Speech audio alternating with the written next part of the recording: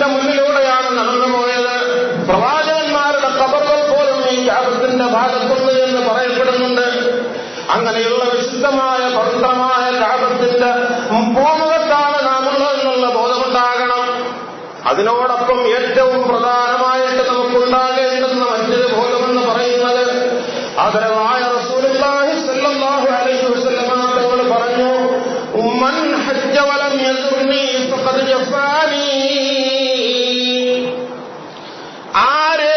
ആര് ഹജ്ജ് ചെയ്തുവോ എന്നിട്ട് എന്നെ അവൻ കാണാൻ വന്നില്ലയോ അവനും ഞാനുമായി പിണങ്ങി എന്ന് റസൂലുള്ളാഹി സ്വല്ലല്ലാഹു അലൈഹി വസല്ലമ തങ്ങൾ പറഞ്ഞു. ഹജ്ജ് ചെയ്തിട്ട് എന്നെ സിയാറത്ത് ചെയ്യാത്തവൻ അവനും ഞാനുമായിട്ട് പിണങ്ങി എന്ന് റസൂലുള്ളാഹി സ്വല്ലല്ലാഹു അലൈഹി വസല്ലമ തങ്ങൾ പറഞ്ഞിട്ടുണ്ട്. വമൻ സാറനി ഫീ ഹയാത്തി വമൻ സാറനി ബഅദ മമാതി കമൻ സാറനി ഫീ ഹയാത്തി എന്ന് പോലും ഹദീസുകളിലുണ്ട്. ആരെങ്കിലും എന്റെ മരണശേഷം എന്നെ സിയാറത്ത് ചെയ്യുന്നുവെങ്കിൽ, എന്നെ സന്ദർശിക്കുന്നുവെങ്കിൽ ജീവിത കാലഘട്ടത്തിൽ എന്നെ സന്ദർശിച്ചതുപോലെയാണ് അവരെന്ന് ഹദീസുകളിലുണ്ട്. അവിടെയും നമുക്കുണ്ടാകേണ്ടുന്നത് കൽവാണ്. ആ സമയത്ത് നമ്മുടെ വീട്ടിന്റെ മനോമുഖരങ്ങൾ നമ്മുടെ മനസ്സകത്തേക്ക് വരാൻ പാടില്ല. നമ്മുടെ കുഞ്ഞുങ്ങളുടെ ചിത്രങ്ങൾ നമ്മുടെ മനസ്സകത്തേക്ക് വരാൻ പാടില്ല. അവിടെ നമ്മുടെ ഹബീബായ ലോകത്തിന്റെ ഏറ്റവും വലിയ പണ്ഡിതനായ മുഹമ്മദ് റസൂലുള്ളാഹി സ്വല്ലല്ലാഹു അലൈഹി വസല്ലമ തങ്ങളാണ് നമ്മുടെ മനോമുഖരത്ത് വരേണ്ടുന്നത്. ആ ഹബീബ് ഓടി നടന്ന അവിടുത്തെ സ്ഥലങ്ങളാണ് നമുക്ക് ഓർമ്മ വരേണ്ടുന്നത്. ഉമ്മഹാത്തുൽ മുഅ്മിനീൻ ബഹുമാനപ്പെട്ട ആയിഷ ബീവി റളിയല്ലാഹു അൻഹാ ഉൾപ്പെടെ, ബഹുമാനപ്പെട്ട പൊന്നുമോൾ ഫാത്തിമ ബീവി റളിയല്ലാഹു അൻഹാ ഉൾപ്പെടെ ബഹുമാനപ്പെട്ട മുഅ്മിനീങ്ങളുടെ മാതാക്കളായ പ്രവാചകർ സ്വല്ലല്ലാഹു അലൈഹി വസല്ലമ തങ്ങളുടെ ഭാര്യമാരുൾപ്പെടെയുള്ള അവിടെയുള്ള ചിത്രങ്ങളാണ് നമുക്ക് മനസ്സുമുഖത്തേക്ക് വരേണ്ടത്. അതുപോലെ തന്നെ ഓരോ സഹാബത്തിന്റെ സഹാബാക്കള്, ഓരോ പാവപ്പെട്ട സഹാബാക്കളുടെ രംഗങ്ങള്, ഹദീസുകൾ മനസ്സിലാക്കിയിട്ടുള്ള രംഗങ്ങൾ, ഹദീസുകളിൽ തന്നിട്ടുള്ള രംഗങ്ങൾ നമ്മുടെ മനോമുഖരത്തേക്ക് ഓടി വരണം. നമ്മൾ ഏറ്റവും പ്രധാനമായിട്ട് സിയാറത്ത് ചെയ്യേണ്ടത് എന്ന് പറയുന്നത് ജന്നത്തുൽ ബഖീ എന്ന് പറയുന്ന ഖബർസ്ഥാനമാണ്. 10,000-ഓളം സഹാബാക്കൾ അന്ത്യവിശ്രമം കൊള്ളുന്നു എന്ന് പറയുന്ന ജന്നത്തുൽ ബഖീ എന്ന് പറയുന്ന ഖബർസ്ഥാനം എന്ത് വലിയ സ്ഥാനമാണ്! ആ മണ്ണിനൊക്കെയുള്ള പവിത്രത എത്രയോ മഹത്വമാണെന്ന് നമ്മൾ മനസ്സിലാക്കണം. ഇന്ന് ലോകത്ത് അത്ഭുതങ്ങൾ സംഭവിക്കുന്നുവെങ്കിൽ ഏറ്റവും വലിയ അത്ഭുതമെന്ന് പറയുന്നത് ആ പുണ്യമായ മദീനയാണ്. ആ പുണ്യമായ മദീനയെ കുറിച്ചാണ് കവി പറഞ്ഞത്.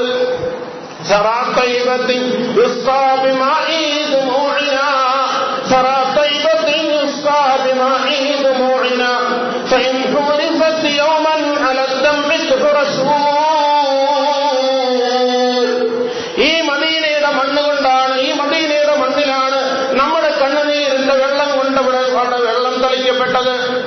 കവി പറയുകയാണ്, കരഞ്ഞു കരഞ്ഞു മദീനത്തേക്ക് വന്ന കവി പറയുകയാണ്,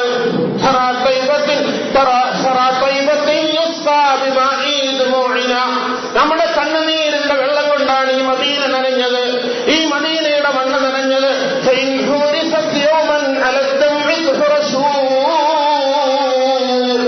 ഏതെങ്കിലും ഒരു ദിവസം ഈ മദീനയുടെ മണ്ണൊന്ന് കിളച്ചു നോക്കിക്കഴിഞ്ഞാൽ അവിടെ കലപ്പമുണ്ട് കിളയ്ക്കുന്നത് അവിടെ ആ കണ്ണുനീരിന്റെ മേലായിരിക്കും കിളയ്ക്കുവാൻ കഴിയുക എന്ന്.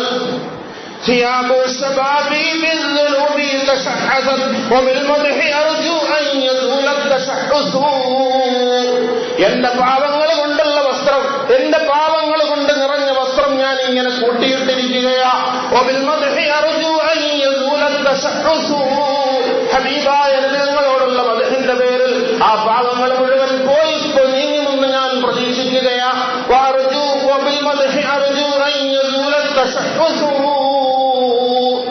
ഹബീബായ റസൂലുള്ളാഹി സ്വല്ലല്ലാഹു അലൈഹി വസല്ലം തങ്ങളുടെ മദീനയിൽ വന്ന കവികൾ എത്രയോ പാട്ടുകളാണ് പാടിയിട്ടുള്ളത്. അവിടെയൊക്കെ അല്ലാഹുവിന്റെ റസൂലിന്റെ സഹാബാക്കൾ എത്രയോ ഹൃദയബന്ധമാണ് അവിടെ ഉണ്ടാക്കിയിട്ടുള്ളത്. മദീനയിൽ വന്ന ബിലാൽ മുഅദ്ദിൻ റളിയല്ലാഹു അൻഹുവിന്റെ വാങ്ങിനെ കുറിച്ച് കേൾക്കാത്ത ലോക മുസ്ലിമീങ്ങളുണ്ടോ? ആ മദീനയിൽ ബിലാൽ റളിയല്ലാഹു തആല അൻഹുവിന്റെ വാങ്ങ് മുഴങ്ങിയിട്ടുണ്ട്. വിശുദ്ധമായ കഅബത്ത് ബിലാൽ മുഅദ്ദിൻ റളിയല്ലാഹു അൻഹുവിന്റെ വാങ്ങ് മുഴങ്ങിയിട്ടുണ്ട്. മദീനയിൽ അല്ലാഹുവിന്റെ റസൂൽ വഫാത്തായതിനു ശേഷമാണ് ബിലാൽ മുഅദ്ദിൻ റളിയല്ലാഹു അൻഹു വാങ്ങ് വിളിക്കുവാൻ വേണ്ടി കയറി നിന്നിട്ട് അശ്ഹദു അന്ന എന്ന് പറഞ്ഞപ്പോഴേക്കും ബോധം കെട്ടുപോയത്. അതിനുശേഷം ബിലാൽ റളിയല്ലാഹു അൻഹു സിറിയയിലേക്ക് പോയത്, ഷാമിലേക്ക് പോയത്. ഷാമിൽ പോയിട്ടോ ബിലാൽ റളിയല്ലാഹു അൻഹു ആദരവായ അല്ലാഹുവിന്റെ റസൂലിനെ സ്വപ്നത്തിൽ കാണുകയാണ്. മദീനയില്ലാത്ത റസൂലുള്ളാഹി ഞാനെങ്ങനെ അവിടേക്ക് പോകുമെന്നുള്ള വിചാരത്തിലാണ് ബിലാൽ മുഅദ്ദിൻ റളിയല്ലാഹു തആല അൻഹു പോകാതിരുന്നത്. ഹബീബായ നബി തങ്ങൾ അവിടെ കാണുമെന്നുള്ള ബോധത്തിൽ. പലപ്പോഴും വാപ്പമാരെ ഉമ്മമാരെ എപ്പോഴും കാണാത്തവർക്ക് ആ പിതാവ് മരിക്കുമ്പോൾ സമാശ്വസിക്കും വേറൊരു സ്ഥലത്ത് പോയിരിക്കുമ്പോ, കാരണം എന്റെ പിതാവിനെ ചെല്ലുമ്പോൾ അവിടെ കാണാമല്ലോ എന്നുള്ള നിലയിൽ അല്ലാഹുവിന്റെ റസൂലിൽ പിതാവിന്റെ സ്ഥാനമല്ല, സഹാബാക്കൾക്ക് പിതാവിന്റെ സ്ഥാനമല്ല, ഹബീബായ നബി സല്ലല്ലാഹു അലൈഹി വസല്ലം തങ്ങൾക്ക് അവർക്കെല്ലാമായിരുന്നു തങ്ങൾ. ആ ബിലാൽ റളിയല്ലാഹു അൻഹു ഷാമിലേക്ക് പോവുകയാ. എന്നിട്ട് അവിടെ വെച്ച് സ്വപ്നം കാണുകയാ. എന്റെ മദീനത്തേക്ക് എന്തടോ നീ വരാത്തതെന്ന് ബിലാലിനോട് ഹബീബ് ചോദിക്കുകയാ.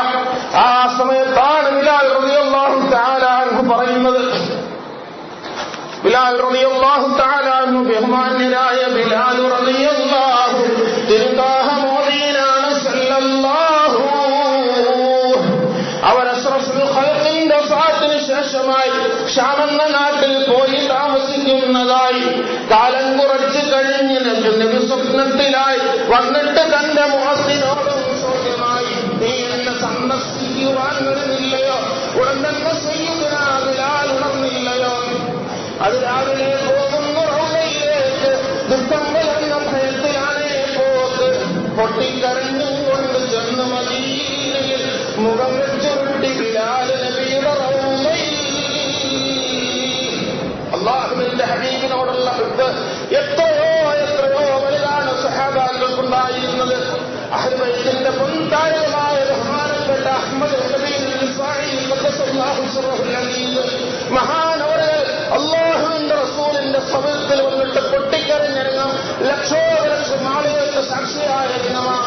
ആർക്കും ഒരിക്കലും നിഷേധിക്കാൻ പറ്റാത്ത ചരിത്രത്തിന്റെ ഏറ്റവും കൗതുകമായ യാഥാർത്ഥ്യമാണ്.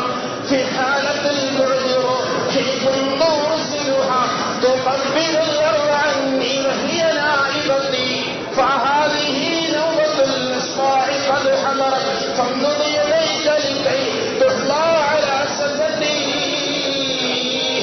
അല്ലാഹുവിന്റെ ഹബീബ് മുഹമ്മദ് റസൂലുള്ളാഹി സ്വല്ലല്ലാഹു അലൈഹി വസല്ലം തങ്ങളുടെ മുന്നിലേക്ക് റൗളയിലേക്ക് ഏറ്റവും ഭവ്യതയോടെ ബഹുമാനപ്പെട്ട അഹ്മദ് അഹ്ലു ബൈത്തിന്റെ ഏറ്റവും വലിയ സയ്യിദായ ഒരു തരത്തിൽ മുഹീദ്ദീൻ ശൈഖ് അബ്ദുൽ ഖാദിർ ജീലാനി ഖദ്ദസല്ലാഹു സിർറഹുൽ അദീമിനേക്കാൾ മഹത്വമുണ്ടെന്ന് പറയപ്പെടുന്ന അഹ്മദ് ജമീൽ റിഫാഈ ഖദ്ദസല്ലാഹു സിർറഹുൽ അദീം മഹാന്മാരല്ലേ, എത്രയോ ഉന്നതമായ ദർജയിലെത്തിയ മഹാന്മാരാണ്. ഭൂമിയെ പിടിച്ചു കുലുക്കുവാൻ പോലും ശക്തി ഉണ്ടായിരുന്നു എന്ന് പറയപ്പെടുന്ന മഹാന്മാരാണ്. അഹ്മദ് ജമീൽ റിഫാഈ ഖദ്ദസല്ലാഹു സിർറഹുൽ അദീം തങ്ങൾ അവിടെ വന്നിട്ട് പൊട്ടിക്കരഞ്ഞിറങ്ങി കാലത്തിൽ നിർത്തി വിദൂരമായ സമയത്തെ അവസ്ഥയിൽ എന്റെ ആത്മാവിനെ ഞാൻ പറഞ്ഞയക്കാറുണ്ടായിരുന്നു പ്രവാചകരെ. എന്തിനു വേണ്ടിയിട്ടാണ് എന്റെ ആത്മാവിനെ പറഞ്ഞിരിക്കുന്നത്? ഈ ഭൂമിയിൽ വന്ന് അങ്ങയുടെ കാലുകൾക്ക് മുത്തം നൽകി, മണത്തരികൾക്ക് ചുമരം നൽകിയിട്ട് പോകുവാൻ. വികാരത്തിന്റെ പരവേശം കൊണ്ടുള്ള വാക്യങ്ങളാണ് ഈ വാക്യങ്ങളാണ് കവിയുടെ വാക്യങ്ങൾ. ആരംഭപ്പൂവിന്റെ പാദം പതിഞ്ഞുള്ള മണ്ണിൽ മദീനയിൽ മണ്ണായിരുന്നെങ്കിൽ, ആരംഭപ്പൂവിന്റെ പാദം പതിഞ്ഞുള്ള മണ്ണിൽ മദീനയിൽ മണ്ണായിരുന്നെങ്കിൽ, പാതകം അമരുമ്പോൾ കുളിരാൽ നിറഞ്ഞു ഞാൻ പുളകമണിഞ്ഞേനെ. പാതകം അമരുമ്പോൾ കുളിരാൽ നിറഞ്ഞു ഞാൻ പുളകമണിഞ്ഞേനെ. അല്ലാഹുവിന്റെ ഹബീബായ നബി സല്ലല്ലാഹു അലൈഹി വസല്ലം തങ്ങൾ ചവിട്ടി നടന്ന മണ്ണിന്റെ പ്രാധാന്യമാണ്. ആ മണ്ണ് അല്ലാഹുവിന്റെ ഹബീബിന്റെ കാലഘട്ടത്തിൽ ഞാൻ ആ മണ്ഡലിയായിരുന്നെങ്കിൽ, ആരംഭപ്പൂവിന്റെ പാദം പതിയുന്ന മണ്ണിൽ മദീനയിൽ മണ്ണായിരുന്നെങ്കിൽ, പാതുകം അമരുമ്പോൾ കുളിരാൽ നിറഞ്ഞു ഞാൻ പുളകാമണിഞ്ഞേനെ. ഇത് പറഞ്ഞിട്ടാണ് ബഹുമാനപ്പെട്ട ഇസ്മാഈ തങ്ങൾ പറയുന്നത്,